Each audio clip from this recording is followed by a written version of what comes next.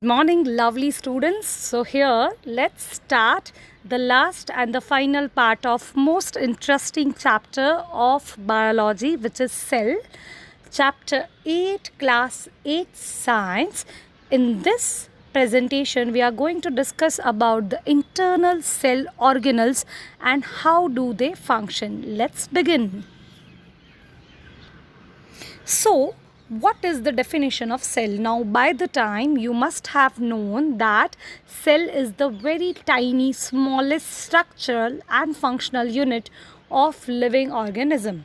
So, a cell is the smallest unit of life that is capable of performing life's function of reproducing and getting food.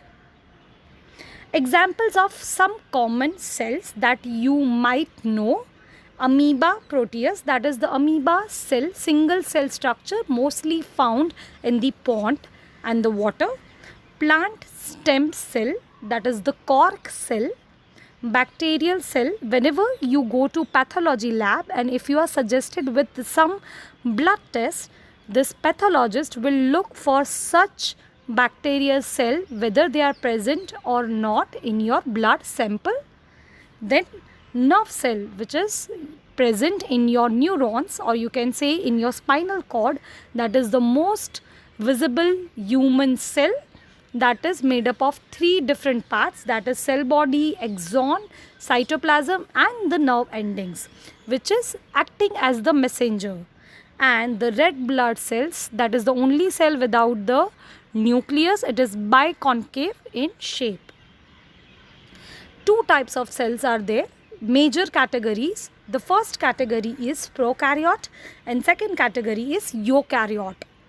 Now prokaryote, they do not have structures surrounded by the membranes. Few internal structures are there and one-celled organisms. Examples are bacteria. You can see in the figure, they have cilia for the locomotion. Eukaryotes, they have proper well-defined cell organelles as well as the nucleus. Contains organelles surrounded by the membranes.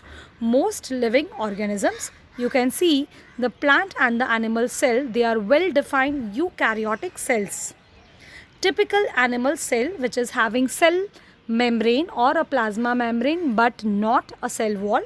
It has ER, that is endoplasmic reticulum, well-defined central nucleus, ribosomes, Golgi bodies, mitochondria and lysosome. Typical plant cell, you can see it is green in color because of presence of chloroplast. Huge vacuoles are there for the water retention and cell walls are there for the protection against the animals. And it has mitochondria, which is also called the powerhouse of the cell. Cell parts and organelles and their functions in detail. Let's look that how differently each cell organelle function. Surrounding the cell. Cell membrane, outer membrane of cell that controls movement in and out the cell. It is double in layer and mostly it acts as the door. Cell wall, most commonly found in the plant cell and the bacteria, supports and protects the cell, which is mainly rigid and supposedly made by the dead cells. Cell wall generally possesses some dead cells and that is why cell wall is generally rigid in nature. Inside the cells, first of all, very prominent thing that you will find inside the cell is nucleus that directs all the cell activity. It commands the cell, other organelles, how to perform various tasks. Separated from the cytoplasm by the nuclear membrane. Nucleus has surrounding membrane which is called the nuclear membrane and contains the genetic material in the form of DNA and RNA. Now, nuclear membrane, that is surrounding the nucleus, made of two layers. Openings allow material to enter and sometimes leaves the nucleus. Chromosomes, they are found in the nucleus, especially in the eukaryotic cells.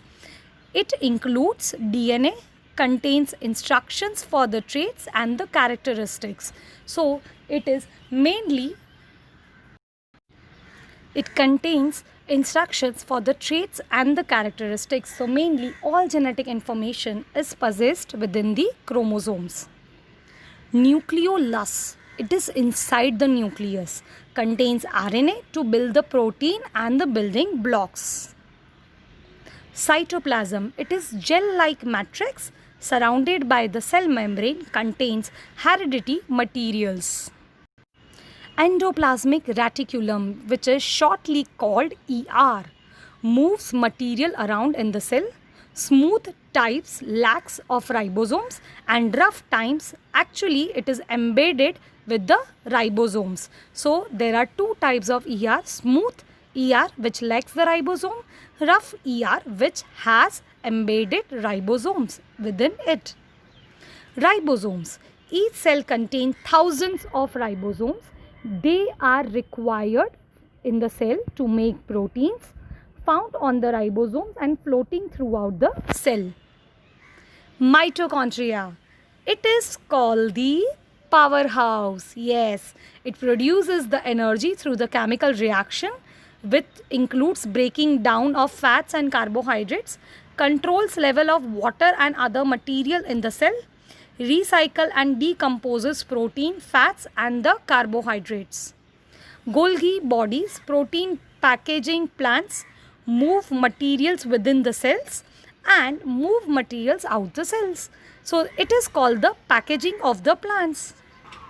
So Golgi bodies are actually the protein which are packaging for the plants. Lysosome, it is also known as suicidal bag. Digestive plant for the proteins, fats and carbohydrate. It is actually present to engulf the unnecessary molecules which are present in the cell. But sometimes it works or it goes out of control and engulfs the important organelle and activate the self-destructive mode of the cell, and that is why it is called the suicidal bag. Transport an undigested material to the cell membrane for the removal. Cell breaks down if the lysosome explodes.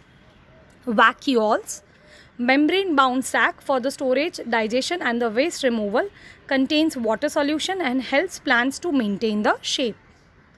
Chloroplast, usually found in the plant cells, contains green pigment which is called the chlorophyll, and that is the reason chloroplast is called the kitchen of the cell, where photosynthesis is taking place. So this is the site where solar energy is converted into the chemical energy. I hope you have understood all the functions of cell organelles in detail. So you can write the textual exercise with the all neat and labeled diagrams, and also mention the function of each and every cell organelles present in the textbook. I'll see you with the next class and next videos. Bye bye. Take care.